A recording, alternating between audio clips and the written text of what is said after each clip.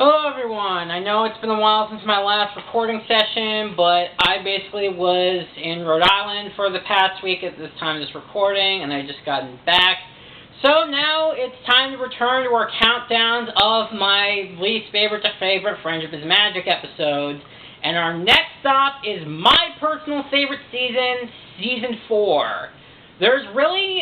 Honestly, I think Season 4 is, to this day, the best season, not only because of the first overarching story, but because about majority of the episodes, I could say I really enjoyed. So, you're already familiar with the other three lists that I've done, because this is the fourth time I'm doing this. So let's just jump into it. This is my top 24 My Little Pony Friendship is Magic Season 4 episodes. Number 24, Some Pony to Watch Over Me. I mean, this episode, my God, do I fucking hate this episode so much. I'm surprised this episode isn't more hated than it already is. I don't need to say what everybody else has said about Some Pony to Overwatch. Essentially, this is basically the Applejack being the overprotective sister going back to her Season 1 self, where by this point Apple Bloom is proven to be a capable young filly, and yet Applejack constantly babied her, and gets to the point where Applejack is jeopardizing her own job just to make sure Apple Bloom is safe and sound. And when she comes home to distract Apple Bloom, she thinks she can't do anything on her own, making Applejack one of the most insufferable characters in the entire episode. It gets to the point where Apple Bloom tries to do the job on her own and comes across a chimera and thinks she can handle on her own. The chimera is also a joke, mind you, and while the episode does have a neat action scene with, like, black boots, the action scene's really not that creative, and that ending. That fucking ending. There are no words to describe how much anger I have for this ending. Where Applejack, who basically decides that Apple Bloom should be grounded for a month for sneaking out, even though all of this was entirely her fault. That fucking ending literally makes me want to go to the writers and shout, "What were you thinking?" I am surprised that this episode is not more hated than it already is. So yeah, Some Pony to Watch Over Me. I really hate this episode so much. It essentially ruins Applejack's character even more so some other episodes. And while I don't consider her to be a background pony, this episode really assassinates her character, and it made me want to smack her up in the hell and just basically shout, "What the hell is wrong with you? And that all this was your fault. Apple Bloom shouldn't be taking any of the blame. You should." Alright, let's move on before I turn this into another diatribe of Some Pony to Watch Over Me sucks. Alright, moving on. Number 23, Simple Ways. Honestly, at the time, I just thought this was a really forgettable episode. I think it's just a stupid love triangle bullshit with Rarity basically falling in love with the unicorn pony that has a fascination for Applejack. And there's a lot of innuendos in the episode, and it heavily implies that the unicorn is possibly a racist. Honestly, I forgot about this episode, probably because I just suppressed it from my memories. But because it gets to the point where basically Rarity tries so desperately to understand the country life just so she can attract the pony who obviously doesn't like her. Pretty much making every single character in this episode absolutely shallow. Really, the only things that made me enjoy the episode and why I think it's still better than Some Pony to Watch Over Me was the joke with Rarity basically saying in front of Spike, where Spike is in love with her and Rarity doesn't recognize that. And of course the introduction of Apple Bloom, not Apple Bloom, Apple Jewel, basically Applejack's alter ego to get Rarity to snap out of her country ways. And I don't really need to get into the racism, because it's not a big deal, but honestly, this episode is just so forgettable, yet it's also bad at the same time, that I probably just repressed it from my memory, because I can't remember a single damn thing about it, but I do remember all the awful parts, and that's not a good thing, but the few hints and nuggets of it I still think is better than some point to watch over me. Number 22, Traja. Basically, the second time the main six return to Rainbow Falls, and it is not a good episode. Just because of the multiple different side stories that normally would be a good thing, the Applejack and Rarity storyline was honestly felt like a retread of Look Before You Sleep. Rainbow Dash and Fluttershy basically trying to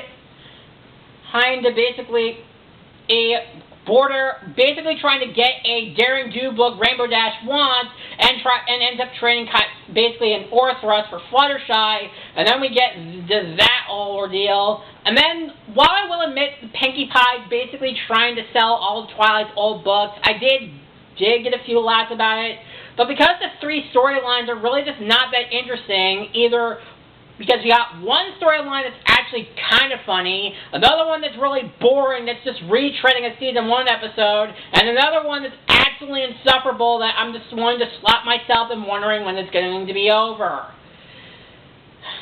Like I said, because one out of the three storylines was more enjoyable than the last 2 episodes, that's why I think it's better, but it's still not a good episode. Alright, so I'm going to be honest. The first 3 episodes on this list, the bottom 3 are the 3 episodes that I actually detest from the season. Every other episode on this list I actually tolerate, but there are some episodes I like more than others. Number 21, Power Ponies. I will admit the superhero motif and the Equestria world, aka the Power Ponies, was interesting to me. It was definitely nice to get a few action comics, an action storyline, and I did like how this was basically a next step into Spike's character development and trying to gain more confidence as he ends up being the one to save the day. But there was just something about the episode that just felt so paint by numbers. I mean, I will admit the action scene was pretty hideous, and the main maniac, I gotta admit, was basically enjoyable. And I did like the superhero motif and all the powers. I just feel like there was something about the episode that just felt off. Like, I think maybe the overall moral of it, I don't think it translated well into an episode that mainly focused on its action. And, I don't know. Like I said, it's miles better than the bottom 3 episodes, but I think the episode overall is just a mixed bag. I still like it, but there's just something about the episode that just felt off about it. But nothing else I could say about it. Number 20, Castlemania. I think really just coming off of the heels of the season premiere, I think just led to a huge amount of disappointment. And I think really what made me tune myself off to the episode itself is that much like Power Ponies, while there were a couple of gags I did find hilarious, and the plot twist at the end definitely gave me a lot of things to be stitches, and I did like the world building when it came to the Castle of the Two Sisters, which, thanks to the Journal of the Two Sisters, it ended itself to essentially be, well, the next story arc of the season. And I also like the fact that the episode introduces the next idea of sending letters to Princess Celestia and basically using the Journal of the Two Sisters to essentially set up their own diary to tell the morals of the episodes. I think just the overall stories of Applejack and Rainbow Dash basically putting themselves into a dare, Fluttershy being overprotective of Angel and being so predictable while Rarity trying to look for curtains to use. The castle itself was definitely very interesting, and it definitely felt like a playhouse. So it was basically just a lot of world building, but I just think the gags got a little bit tiring after a while, as you kind of know where things are going to lead, since we know that the main 6 are all going to converge together. Like I said, I think probably the main contributor is why, when I first reviewed the episode, I felt like it was a huge disappointment. It was still good, but I think that coming off the heels of the season premiere, it just kind of bogged it down a lot for me, and I think that's why it was kind of a turn-off for me, and I just think there were just episodes that I liked better.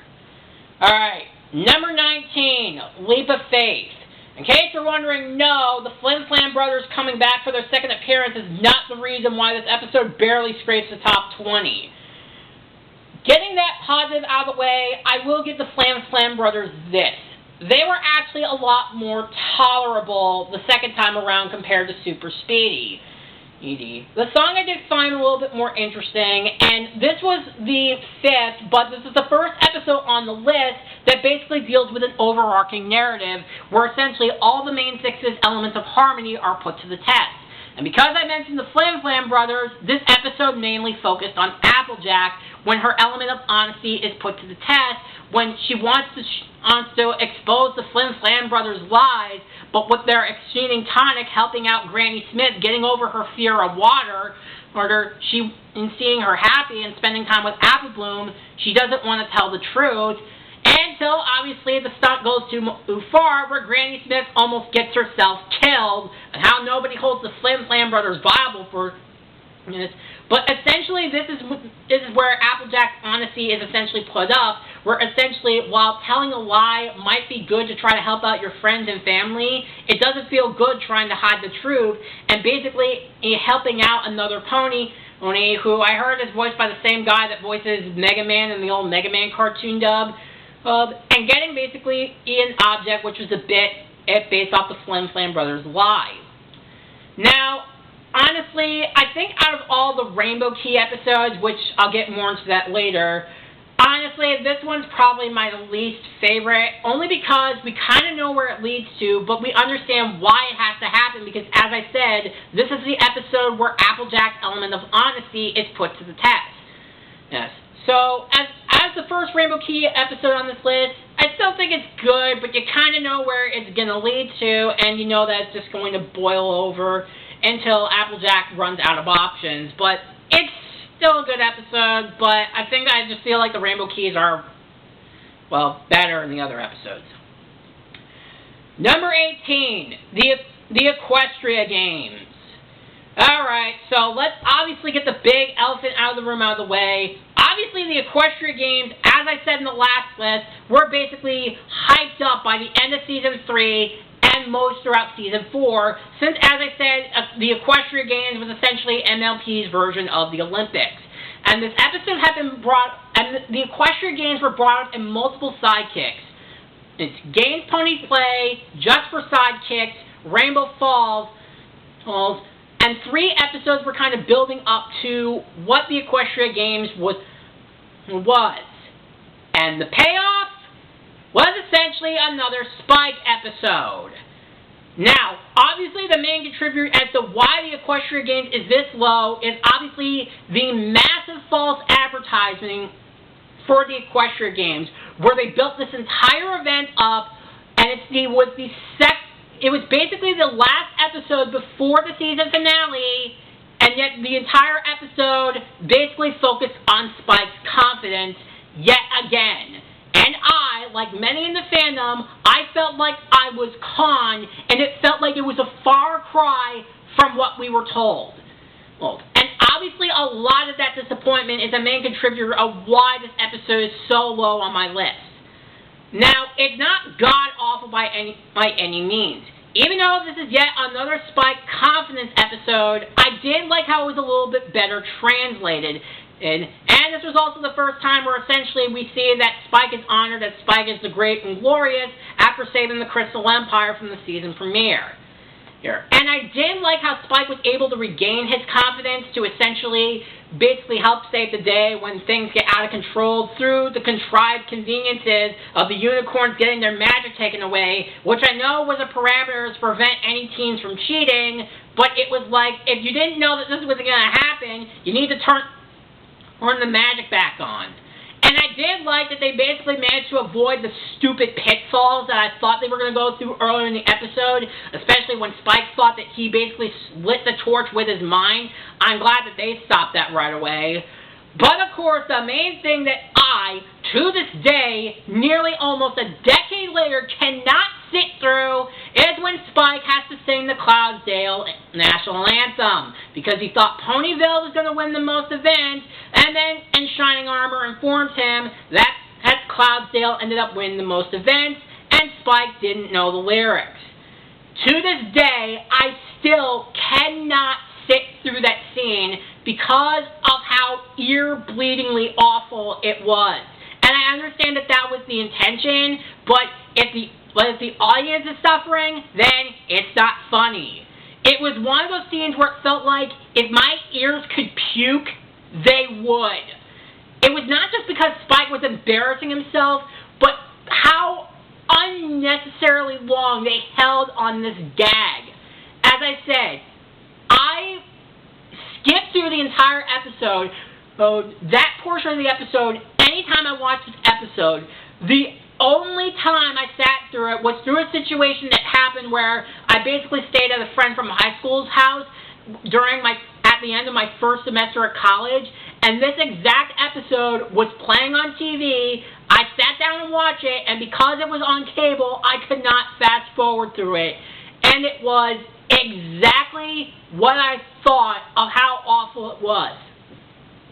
Now, like I said, and even though this episode was a massive false advertising, I do think that the overall Spike focusing on this confidence aspect, I do think was handled better than Power Ponies.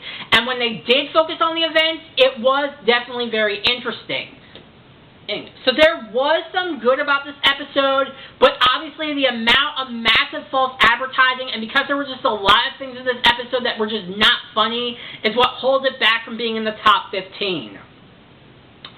Alright, number 17, Flame Shields Up, Maud Pie. Alright, obviously I know now from future appearances of her, Maud Pie, I kind of got the sense of humor more so than I did when she first appeared in this episode.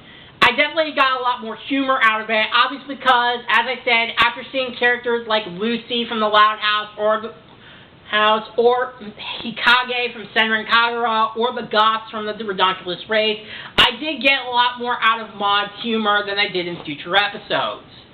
Her first appearance, I was basically like the main six, where I really just wasn't getting it. And unlike other reviewers, I did not laugh at a lot of the jokes. Maybe it's just because I didn't register the humor at the time, but even then, there was just a lot of things that I really just didn't find all that funny in terms of Maud's humor at the time. And I understand the moral is that basically you kind of have to understand, like, if your friend's siblings might not act the exact same way as you, you do also have to be more considerate and that they do care in some way. I do get that. However, I am only putting this at number 17 and not putting this in the top 10 is because the thing I cannot get over is just the fact of how dry Maud's humor was in her first episode, and the scene where Pinky almost gets crushed by a rock where Maud comes in to save her, and yes, that is a kick-ass scene. The problem I have is that Maud, in her dry sense of humor, tries to be incredibly sincere, but because of how dry Maud's humor is, it doesn't come off as sincere at all, and I cannot take it seriously. You can't have it both ways. You have to pick both sides. You can't do that. I understand there are people that like this episode, and I will admit, I do think the episode is better on rewatches, because I think I gave it, like, a C+ when I first watched the episode. So I think it's better on repeated watches, but Maud's first appearance, I wouldn't say was one of her best. And I know there are people that like this episode, but this is just an episode that I just cannot get into. Alright, moving on. Number 16. It ain't easy being breezy. So this is our second Rainbow Key episode, which essentially, as I said during Leap of Faith, this is one of the 6 episodes where basically everyone's element of harmony is put to the test and are given a significant item from a creature or a pony that they help out to recognize their talent. And this episode basically focuses on Fluttershy and the new species called the Breezies, and the episode essentially focused on Fluttershy's kindness, which is where her element of harmony is put to the test, when the Breezies basically take advantage of her kindness, which I basically kind of hinted at during my review of Daring Doubt, where basically I went into that diatribe where basically it's that episode but better. What made it work, I think what made it work was essentially while the Breezies were basically very manipulative and not wanting to go home, except for one of the Breezies, I think his name was Seabreeze. Like I said, I haven't seen the episodes in a long time, so I'm probably misremembering things. But seeing how one of them desperately tries to get home, but the Breezies are constantly pulling in Fluttershy. But like I said, this episode essentially focuses on how Fluttershy's kindness is put to the test when her kindness is being taken advantage of. And this leads to her huge growth, where Fluttershy finally has to put her hoof down and has to tell the Breezies that they need to go home and they can't live with her. I will admit, I do like the Breezies' designs, and on top of that, I did like the main six turning into the Breezies, and we got to see a glimpse of it, but I'm a little bit surprised that the Breezies haven't come back since. And I think it really just depends on the episode. Like I said, even though it was kind of the point, I really just was not a fan of how manipulative the Breezies were being to Fluttershy, but again, that was the point of the episode, and it definitely was effective. I think maybe there was just a couple things and a couple bits of jokes that I really just didn't get. But like I said, this was another Rainbow Key episode that basically put Fluttershy's kindness to the test, and I think it definitely worked out. So, I just think the other episodes on the list are better. Number 15, Daring Don't. I think Daring Don't, I think I have a love-hate relationship with this episode. I didn't, obviously addressing the elephant in the room, I was not aware of the animation error where basically when Daring Do reveals herself as A.K. Yearling and tries to fight with the introduction of Dr. Caballero and his minions, Daring Do trying to fight him with a Kung Fu Panda kick grows like an extra hoof out the side of her leg. I didn't even catch that when I first watched the episode. I think basically this was when I really thought the Daring Do episodes were going to start to be good. Because this episode was basically a good introduction. It basically showed off the characteristics of what Daring Do's adventures were like. And of course the plot twist of A.K. Yearling being Daring Do and Rainbow Dash being fangirling and trying to help her out. Only for her fangirling to end up almost costing her when she gets captured by Dr. Caballero. And the action was also very exciting. I think, admittedly, it's hard for me to judge because Daring Do to me, I think, was just a polarizing character to me because there were aspects that I wanted to like about her, but because she had this so much Batman archetype where she wanted to be a loner and had to constantly criticize Rainbow Dash so much, it did get grating at times, which I guess that was also part of the point because Daring Do does a lot of the adventures on her own, but it just didn't make it for an enjoyable viewing experience. But I really enjoyed the rest of the episode, and essentially both Daring Do and Rainbow Dash learn from each other that it's okay to ask for help, but also knowing that their fangirling could potentially put their lives at stake. And I think I really do think it succeeds in that aspect. Alright, number 14, Twilight Time. I think this was an episode where I think because I was still in high school at the time, I was still trying to grasp with the concept of, with popularity at the time. And I think because I was probably a senior in high school when this was all going down, I think I was going to one of my sister's, plays at the time. I think as far as this episode goes, I think for the most part it pulls it off well. It's a Cutie Mark Crusader episode that, for once, does not focuses entirely on their cutie marks, but rather how close they've gotten to Twilight since becoming an Alicorn, where Sweetie Belle's basically had to better learn to use her magic. Applebloom basically learning how to do more potions with Pony's other Zecora, and Scootaloo, I think, trying to get better control over Scooter. But then once the rest of the kids, mostly Diamond Tiara and Silver Spoon, realize that they know Princess Twilight, the Cutie Mark Crusaders figured that because for once, Diamond Tiara and Silver Spoon are not picking on them for being blank flanks, and it's because they're students of the Princess of Friendship, who was not the Princess of Friendship at the time, they thought that they could be really good friends until it ends up going out of control. I think this episode definitely pulls it off, where basically you can't let your popularity get to your head that much and recognize where your true friendship stands, and that you shouldn't manipulate ponies that have a higher stature than you to do what you want. And I think this episode definitely pulls that off. Alright. Number 13, Philly Vanilli. Okay, let's get the big elephant in the room out of this episode out of the way. Pinkie Pie. I don't really need to say what the Golden Fox already said about Pinkie's interpretation. I should also need to remind you that what I failed to mention when after I reviewed the episodes was that the writer of the episode, Amy Keating Rogers, was receiving death threats over Pinkie's characterization. And while, yes, I was not a fan of Pinkie's characterization of basically not learning when to keep her mouth shut to getting Fluttershy to cry not once but twice and almost 3 times, mind you, to the point where she's in tears, yes, I did not like that. In fact, I absolutely hate it. However, I am not going to blame the writing for this because unlike other people that gave Amy Keating Rogers death threats over something so minor in an episode, because that would make me an idiot. So obviously Pinkie's characterization, which I've been told was in character and was compared to other episodes like A Friend Indeed or Super Speedy. Super Speedy is not acceptable, and at least in A Friend Indeed, Pinkie was trying to help Cranky, where with Fluttershy, she wasn't trying to help at all. And it's because of Pinkie's horrible characterization that was passed off as funny, which was not funny at all, mind you, was the main contributor as to why this episode doesn't crack the top 10. Other than that aspect, the episode was essentially relatively solid. I really like the humor with basically hearing about the Ponytones and the humor of Applejack and Big Mac's interaction of basically Big Mac losing his voice and then Fluttershy having to step in to bring back Flutterguy through the poison joke.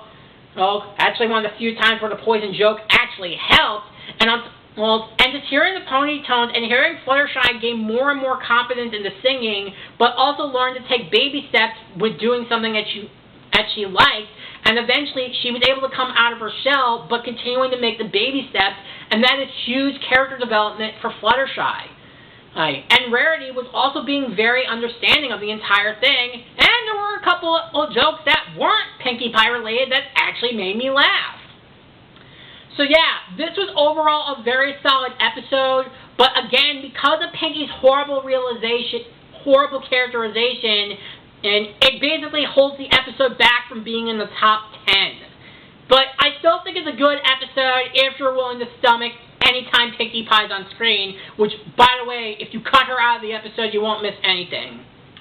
Alright, number 12, From Whom the Sweetie Belle Tolls, a.k.a. MLP's first attempt into, well, A Christmas Carol. I really like how this episode basically dives deep into the relationship of Sweetie Belle and Rarity, and how Sweetie Belle always feels like she's being one-upped by Rarity to the point where she goes out of her way to try to sabotage her, but then, through the second time we see through Princess Luna, where we see her, after helping out Scootaloo, now helps Sweetie Belle. I do like the dream sequence as well. I know there are a lot of people that criticize the dream sequence in this episode, but I think I really liked it because when you think about dreams, they're not supposed to make any sense with no rhyme or reason to it. I do like how Sweetie Belle interprets everything of how she feels, but we also get to see another side of truth of what Rarity tries to do, and that she basically has been trying to help her sister. And of course, we also get to see into the future where basically Rarity turns into a downward spiral, which gets Sweetie Belle to realize her mistake. And when she opens up to Rarity, I feel like that helps bond the two of them together. I think it's a really solid episode where basically Sisterhood Social essentially showed how Rarity views the sisterhood, but we see that Sweetie Belle is jealous of her sister and felt like she was being one-upped by her when in reality, Rarity has been actually trying to help Sweetie Belle and making her the most special pony in Equestria. So overall, I really think it's a good episode. Number 11, Three's a Crowd. The first episode featuring Discord since his performance in Keep Calm and Flutter On. That's not a premiere finale, which we'll get into. I really like how, the main part I like about this episode is obviously Twilight and Cadance interacting when Equestria doesn't need to be saved. It's the first time we actually get to see the two of them be sisters-in-law, and Discord's song is just pure gold. Trying to get them to basically just get a glass of water, only to basically find out he was faking the entire time to basically screw with them. Even though the episode does bring up a massive plot hole where the blue flu, which he ends up getting, he gives it to Rarity and Applejack, but if he was faking it the entire time, then how did Applejack and Rarity get sick? This is one plot hole I do feel that holds the episode back from being in the top 10, but other than that, this episode basically showed a lot of promise of what a lot of potential Discord episodes could do, since it basically can be, well, incredibly funny. And there were just a lot of jokes in the episode that I really loved. And the action scene of Twilight and Cadence working together, I definitely liked. And the fact that they acknowledge that they're sisters-in-law, I just can't help but smile. So yeah, Three's a Crowd, I think is a good episode. Alright, number 10, Flame Shield Up Again. My 10th favorite episode of Season 4 is Rainbow Falls. Hear me out. Yes, I don't like the fact that the whole we can only run one event in the Equestria Games is absolutely stupid, coming from somebody that ran and spring track in high school and competed in more than one event. Yes, the inconsistencies of the animation and some of the jokes don't always land. Yes, the characterization of the Wonderbolts of being smug assholes I was not a fan of. Yes, I understand this episode has problems, but I think what I do like about the episode is that at the time, I was still going through the mindset where I felt like I was separating myself to be on gym class teams with the popular kids over the people that I actually talk to, and I think that's why I identify with the episode. Now, while the humor in this episode, yes, doesn't always land, and another problem, the inconsistencies of Bulk Biceps being able to fly in Wonderbolt Academy just fine, but struggles in this episode. Yes, those are some glaring problems. However, it didn't really deter me. While not all the jokes land, I didn't really get what was so forced and contrived about it. And I did like how basically in this episode, its focus is Rainbow Dash's element of loyalty being put to the test, seeing how her friends needed her and basically wanted to be a part of Cloudsdale, but recognizing that Ponyville is her home, and seeing how the Wonderbolts treated Soren, which, yes, as I said, is an asshole thing to do on the Wonderbolts standpoint, and Rainbow Dash calling them out for it, is definitely something I think needs to be enjoyed. I wouldn't say enjoy. Like I said, this episode, I will acknowledge, has problems. It has serious problems. I will acknowledge that. However, I think this episode reminds me a lot of Survivor Redemption Island, where yes, I know this episode is seriously flawed, and I know some of it might consider to be the worst episode of all time, but it's one of those episodes where I think if you just turn your brain off and you just sit back and enjoy it, I think it's a relatively good episode. Yes. So yeah, I think at the end of the day for me, there are some good elements that I think need to be taken into account, especially if you're going through middle school and high school. Well, and especially when it comes to gym class, with trying to separate yourself from the popular kids to the kids that you actually share a relationship with. So yes, while I will acknowledge that this episode is seriously flawed, I just can't hate it. I just can't. Alright. Number 9, Pinky Apple Pie. First of all, the song Apples to the Core, catchy as hell. The second part about this episode that I love is basically how it shows the dynamics of the Apple family, where even though we see the two of them, see the Apple family interact with each other and they seem to get along, the Apple family are essentially like any other family where they do all fight and bicker. And seeing Pinkie Pie possibly being a distant cousin to the Apple family and having the chance to basically be all happy and smiling and enjoying the company of the Apple family, it was just a lot of things that I just really loved. And the humor was just spot on. Just seeing all the bickering with the Apple family, even though the Apple family tries to keep it up to make Pinkie happy, and then finding out with the introduction of Golden Delicious that it's kind of up in the air that Pinkie is a potential relative, but because it didn't ultimately matter, Applejack considered Pinkie Pie to be part of her family, and I I think it really just goes to show that families will fight and argue and will get into scuffles every now and then, but they will still love each other, and it doesn't matter if you're a family, part of the family or not, because if you enjoy spending time with them, you can be considered part of the family too.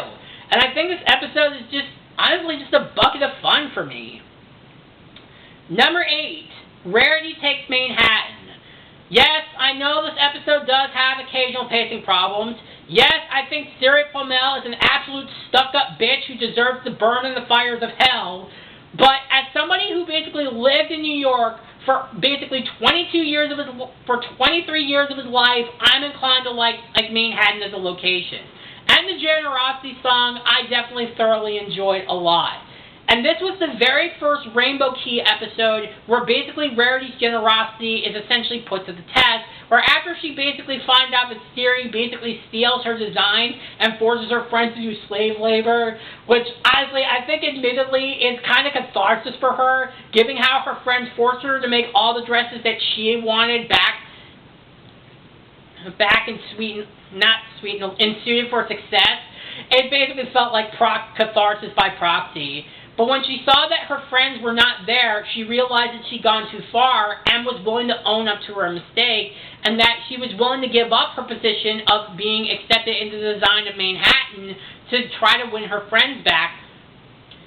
And I think this was the first time where basically we got to see how basically the ponies' elements are affecting other ponies' lives, as Coco Pommel was basically affected by Rarity's generosity, that she was willing to give up everything to help out her friends. I do wish that we got to see Siri's comeuppance on screen and not being said off screen, and it's kind of hard for me to believe that she hasn't been brought back since this episode, but I'm kind of glad that she didn't. But overall, I do think it's a very, very overhated episode. Not as overhated as Rainbow Falls, but I still like the episode. Number 7, Bats. Generic title aside, I think it's a really enjoyable episode. I think just seeing the counter-argument with not only another new race of the vampire fruit bats, and seeing the two different viewpoints of Applejack and Fluttershy butting heads, with Fluttershy trying to point out the positives of the fruit bats, of the vampire fruit bats, but Applejack showing how this affects the harvest. It puts the two conflicting viewpoints put to the test, because Applejack wants to protect a very large apple, and her friends are mostly on board. But when Twilight casts a spell, with the effects, by the way, with a very good Tron reference in there, with Fluttershy being turned into Flutterbat is both cute and terrifying at the same time, but we also see that Applejack is willing to throw away her prized apple because, as she said in the episode, she just wants to have her friend back. And she's willing to give up everything to basically help see her friend back to normal. And it was surprisingly intense in the entire episode. And seeing what happens when Fluttershy gets turned into a vampire fruit bat, but recognizes both viewpoints, but the two are able to come to an understanding. I really do. This is another episode that I just really, really like. Number 6, Inspiration Manifestation. Basically, it's a Rarity Spike episode, but doesn't focus on the relationship in that sense, but rather focuses on the friendship, where when Rarity basically loses a potential opportunity to make a stand, and Spike wants to be a good friend and help her out in any way that she can, and getting a book, as the title says, the Inspiration Manifestation, Rarity ends up going too far, where basically she gets possessed, and essentially the spell is kind of draining away her sanity, and Spike at first wants to keep the feelings up because he wants to make Rarity happy, but he finally decides to put himself in the position where he puts his emotions aside and says that she's going too far, and that he respects her boundaries, and I think that's something to be commended of Spike. Like I said, this was basically another huge step after Power Ponies, where Spike started to come out of his shell, where even though I still didn't like him at the time, this was actually another episode, along with Power Ponies, where I started to come around on Spike compared to how I felt about him in the first 3 seasons. Number 5, Princess Twilight Sparkle, the Season 4 premiere. this premiere was definitely exciting to see. Seeing how Twilight had to adjust us after becoming an alicorn at the end of Magical Mystery Cure, and seeing how she had to try to rule Equestria. But when the princesses disappear and basically the Everfree Force starts to get out of control, we do see how the main six try to use the elements of harmony, but the task becomes really too impossible, where they actually end up giving a lot of tough decisions for them to decide, where the main six feel that they can't risk Twilight being put in danger, and they feel that it's for the best thing to do for her to stay behind to be protected. And I do like the flashback that we get at the end of Part 1, where we do see how Princess Luna became Nightmare Moon and what the battle was like. And also the plot twist of finding out that Discord essentially basically, well, also giving us the next MacGuffin, the Tree of Harmony, that protected the Everfree Forest, where Discord planted seeds to cause the Everfree Forest to go wild, so he basically caused everything. But I do like the shocking thing where, unlike the last few season premieres, where they use the elements of harmony to blow everything away, Twilight is the first one to realize that the only way for the Tree of Harmony to last is that they had to give up the elements of harmony. And at the time, it was a very shocking thing to do, since for the first 3 seasons, we knew that the elements of harmony were the most powerful things in the land. So to see them give up the elements of harmony, it was definitely shocking, but it was a necessary sacrifice. It was just a very strong season opener, and it definitely set up for a lot of things to come with this season. Number 4, Flight to the Finish. This is another Cutie Mark Crusader episode where the Cutie Mark Crusaders don't focus on their cutie marks. The song in the episode, Hearts as Strong as Horses, my sister is not a huge fan of. I should probably show her the episode sometime for her to understand the context. But being on the drum line and hearing the percussion definitely gave me some joy. And this was the episode where we start to see the growth of the Cutie Mark Crusaders, where even though Diamond Tiara and Silver Spoon were basically making fun of them for being flank for essentially wanting to be the flag carriers for Ponyville in the Equestria games, Apple Bloom was the first one to point out, what does that have to do with earning a Cutie Mark? And I really love how the Cutie Mark Crusaders were able to come together to form the cheer. And of course, we need to address yet another elephant in the room, where basically Diamond Tiara basically shatters Silver Scootaloo's confidence by making fun of her inability to fly. Now, obviously, we will get into that episode later, and we know what we're talking about, but at the time, this was, without a doubt, the lowest and scummiest thing that Diamond Tiara did. The fact that she made fun of a disabled pony, which causes Scootaloo to basically overextend herself and basically push herself too far, where she feels like that she has to fly. And of course, the scene where she pulls down her posters and throws away her scooter just breaks my heart. And the most damning thing out of all of it is that Diamond Tiara gets away with it.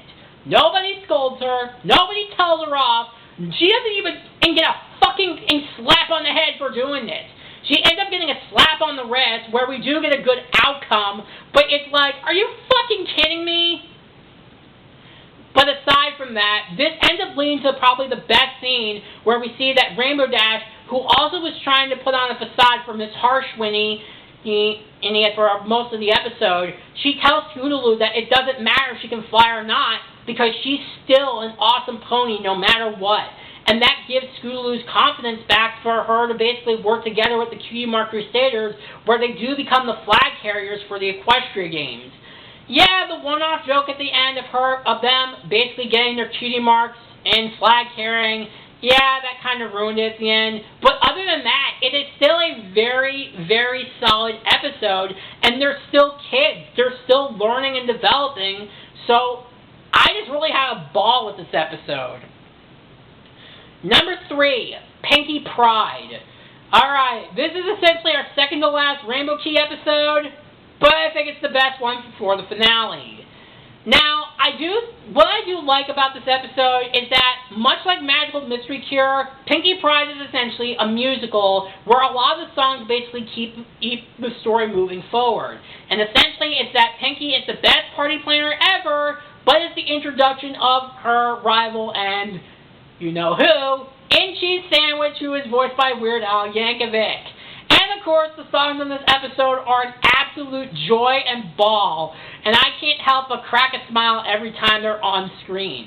And I really love how jaw-dropping the animation is throughout the majority of the episode. And of course, the best part, without a doubt, has to be the goof-off. The goof-off is probably a comedy gold mine of laughter where Pinkie and Cheese Sandwich just constantly try to one-up each other to celebrate Rainbow Dash's birthday. But like I said, this is the Rainbow Key episode where Pinkie's element of laughter is put to the test, where her pride is essentially trying to overshadow her friendship with Rainbow Dash because she's constantly trying to one-up Cheese Sandwich, but when she sees Rainbow Dash not having a good time and not smiling, she realizes that she's going too far and that she ends up forfeiting the goof-off because she wants to make Rainbow Dash happy. But I do like how, this is the thing though, I do really love this episode, and also, really quick, the realization of Cheese Sandwich getting into the comedy business because of Pinkie, it's like the two were just meant to be, and them working together, and then Cheese Sandwich learning to helping spread laughter and cheer all throughout Equestria because of Pinkie, it kind of leads to things to come. My only nitpick with the episode that I do not understand is that it results in the rest of the main six, where the rest of the main six basically treat Pinkie to high heaven, treating her as the best party planner, but as soon as Cheese Sandwich shows up, they just act like she doesn't exist anymore. Now they do come around on this, and they do apologize when Pinkie's about to leave, but I just didn't like that. But that doesn't take away, because it is still a solid episode all around. Number 2, Testing 1, 2, 3. This episode was probably the episode that personally affects me the most, because as someone being on the spectrum and had to get a lot of help in school going through tests, it is a struggle for me to study with different kinds of study methods. And I really like how they address all the kinds of methods that you can do. You know, with Rainbow Dash trying to get into the Wonderbolts Preserve and basically Twilight trying to help her study, but we see that Rainbow Dash has a hard time thinking on the regular method of reading and highlighting, flashcards, and those methods don't work. We see that Pinkie basically tries to help Rainbow Dash through visual learning through a play. Pinkie Pie trying to basically sing a song in a rap through the 90s rules. And I understand that people criticize the rap, but I like the mantra of the 90s rap that Pinkie tries to pull, and they go all out in trying to match the rap go to 90s, and I understand why people have an issue with rap, because honestly, they didn't know how hard studying is. And also, Rarity's suggestion of basically trying to study through fashion, but none of it works for Rainbow Dash, and finding out that her flying and seeing her surroundings while flying allows her to get a better grasp as to studying. There are many different methods of studying, and not one style is good for everyone. Everybody has a different learning method that's more beneficial for them, and I think that is a very solid moral, especially if you have a kid that's going through middle school and high school where studying and learning gets increasingly harder, and it's hard for them to sit still. I think it is a very solid episode, yet I think people take it absolutely too seriously and don't really know how hard it is to learn. So yeah, I really do enjoy this episode, and it's my favorite regular episode, but of course, there's one episode I still think is better, and I think you know what it is. The number 1 best episode of Season 4 is Twilight's Kingdom. I think you all know it, you know it, I know it. For the longest time, Twilight's Kingdom was not only my favorite finale of all 9 seasons, but it was my favorite episode of the entire show. The converging stories of the combination of all the Rainbow Keys Twilight stepping into her new role, trying to finding out who she's supposed to be behind the other three princesses, as Celestia ruled the sun, Luna ruled the moon in the dream world, and Cadance ruled the Crystal Empire, and Twilight not sure where to go when she has to play her part. And of course, the introduction to the best villain of the show in Tirek, seeing how powerful he can be through mass manipulation and being able to get Discord to go back to his old ways to essentially put Equestria in danger. And of course, Mark gives us some pretty epic memes, but also a lot of shocking moments with not only Tirek's backstory, but him actually being able to send the three princesses to Tartarus after they give up their magic to Twilight, and Tirek is not aware of this. Discord showing the betrayal of the main six, only for Tirek to turn around and backstab him by stealing his magic. The incredibly shocking destruction of the Golden Oak Library, which was Twilight's home for the first 4 seasons, and to see it destroyed in one fell swoop, it was like, you done fucked up now. And of course, the first time that the show actually showed us one of the best action scenes that this show. It is still an amazing fight to this day. The fight between Twilight and Tirek is still, to this day, one of my top 10 favorite fights in all of fiction. And it's basically one of those episodes where basically it shows, like, if you try to pass off the argument that Friendship is Magic is just a kid's show, show them this fight scene and you'll know that they weren't screwing around. Like, it's basically the fight that basically made the fight with the changelings and a Camelot wedding look like a picnic. But then it all came to a head when essentially Tirek he puts Twilight's friends in danger in order to get her magic. But we see that Twilight's element of magic is put to the test, where she has to be right. She's willing to give up her magic and give up everything just to make sure her friends are safe. And that leads to the epic opening of the Rainbow Chest Keys, where all the items that the main six got from every single creature they affected turn to the keys and give them rainbow powers. Yes, of course, yes, it's a Deus Ex Machina and there are forms that are never used again, but it's a pretty epic thing, given that they didn't have the elements of harmony and it seemed like Tirek was an unstoppable force. All of this combined, which led to